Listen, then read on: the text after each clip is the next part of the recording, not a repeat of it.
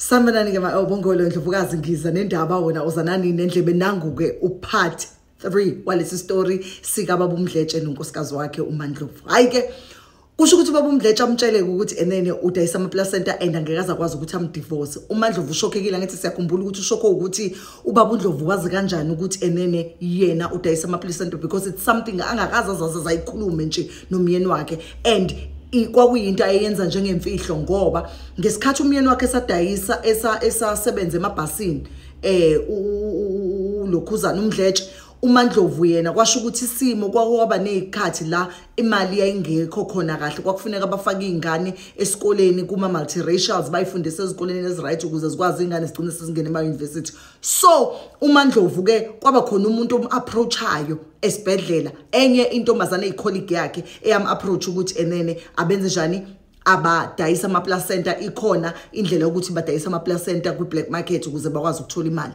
Bawenzani ke laba bantu ababathenga kubona bayawathatha ama placenta abawomise bese bewenza amaphilisi bese beyawadayisa ngoba kuthiwa kukhona umsoco otholakalayo kuma placenta. Okay, abese ushokhekile ke kanjalo uMandlovu. Ushokhwa yini uMandlovu? Ushokho ukuthi enene becabanga ukuthi lento yozafe nayo bengazi ukuthi indoda yakhe iyazi. Angithi yakhumbula ukuthi uhambile waye passage wayoqalaza ukubheka ukuthi enene abantwana bakhe bakhona ngenhlanhla abantwana abekho. Abese embuza indoda yakhe ukuthi uzwe ngobani lonto ngoba ayikho into enjalo. Uthatha leyo nto eshoyo. Athi uMdletshe ngiyazi and nginobufakazi. Akhipha ifone uMdletshe adlale ivideo. Amkhombisa ivideo lana khona uMandlovu enyonyoba ehamba rank esephumile esibhedlela rank ehambisa iplacenta komunye wo taxi driver.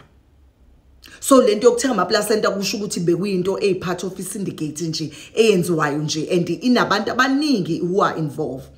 Okay, ushuthwa ubani ke uMdletshe kusho ukuthi weshuthwa icolleague yakhe lentombazana ababenza nayo. Okay, abona uMdletshe ukuthi athuke athi hayibo ambuze indoda yakhe ukuthi wena baba kunesikhathi esingakanani uyazi lento. Athi uMdletshe kade ngayazi.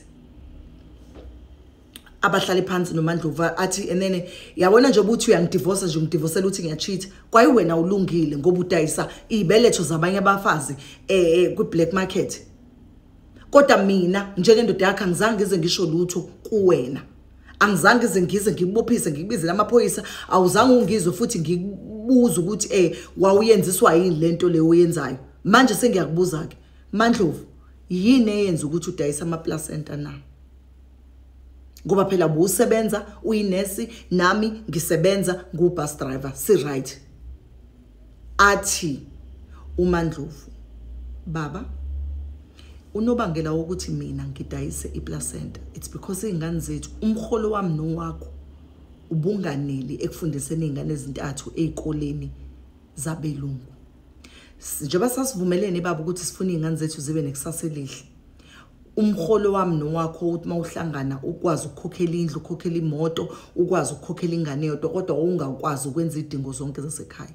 So mina I had ukuthi ngibone indlela ethile ukuthi ngenze imali. So ngathi ngikhuluma nomunye wama colleague wami wangitshela ukuthi ngingakwazi ukuyenza lento leyo ukuthi khona indlela ukuthi singenise imali wase yangitshela ukuthi ilento yama placenta. Uthe ekuqaleni baba nganqaba. Hleli phansi ke Mandlovu une stress manje uzama ukuchazela indoda yakhe. Ekuqaleni baba nganqaba ngoba kwangeyona into engangithanda ukuthi ngibe isigebengu. Kodwa ezisikhathi sihamba nga decide ukuthi okay ngizokwenza. Okay, uMandlovu indoda bese iyathamba. Ethi ke ukwazi ke nami ukuthi ungidivorce ukuthi uthole lengane le ngoba mina ngakwazi ukuthi ngikubekezelele ngazi ukuthi wena Mandlovu umgulukudu kusho uMdletshe. uMdletshe ubiza umfazi wakhe ngomgulukudu. Ngakwazi ukubekezelela ngazi kahle ukuthi umgulukudu.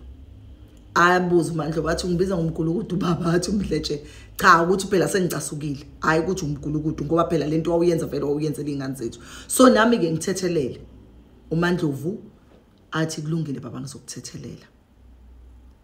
uMandlovu ke bese beyixoxa ke bese beyaqhubeka ke nempilo zabo ke uMdletshe uyaqhubeka uyikhansela siyazi ke ulana namantombazane uMdletshe ezesiqhubeka ke story manje akasalali nabafazi abashadile ngoba eqaleni wecalculative ulana nabafazi abashadile ngoba wenzela ukuthi if kwenzeka izinto ezirongo kungabonakala ukuthi ulala nomuntu oshadile manje uMdletshe nje bese yikhansela ke uselala nawo wonke umuntu nje ngisho kwayilapha kulela office leliyana ulala ngisho nabo bonke nje abantu nje kulela office lakhe asebenza kulona. Okay, uMdletshe kusho ukuthi angalelo langa ahamba emsebenzini mahamba emsebenzini uyafika emsebenzini uMandlovu sorry lezi thakazi lezi bongo ziyafana cishe zibe close uMdletshe ubaba wakhona uMandlovu uma wakhona uMandlovu uyahamba kuye emsebenzini uhamba nje ngeqholo lokuthi uyobuza umngani wakhe ukuthi wayithathaphi umyeni wakhe leya video leyana ngoba lento lebekuyimfihlo yakhe naye nangampela ahamba emsebenzini makafika emsebenzini icolleague yakhe ikhona ayibuze and lo colleague la yena just ucolleague wakhe umngani wakhe ngoba phela lento ukuthi benza ubugebengu yazi yagcina sebenza baba nebond baze baba bangani umuntu futhi lo okwaziyo nje ukuthi afike khona nala kaMandlovu azovakasha. Okay, ingane zaMandlovu zimbiza lo sisilongo auntie and zijwayelene kanye nezingane zakhona. Okay, bese siqhubeke isikhathi ambuze umngani wakhe uyambuza umngani wakhe ukuthi so indoda yami amtshele iqala ukuthi indoda yami yazi ukuthi umngani wakhe uzinhle indoda yami yazi wezinhle isiyazi ukuthi mina ngingenza ubugebengu bamaplacenta uzinhle ababaze azaza acisha aquleke uthi abesethi uMandlovu but ngifuna ukubuza ukuthi enene waze ngani ngoba leya video angikhombise yona ivideo esasithathe mina nawe sobabili ngoba sasifuna ukuprovela ukuthi iclient likwazi ukubona ukuthi iplacenta sinikile utaxi driver leya video uyithathe phi umyeni wami athi uzinhle mina ngazi ukuthi uyithathe phi uMandlovu ambuze futhi athi are you sure ukuthi awazi khona yini la wakwahlangana khona nendoda yami la ngingazi khona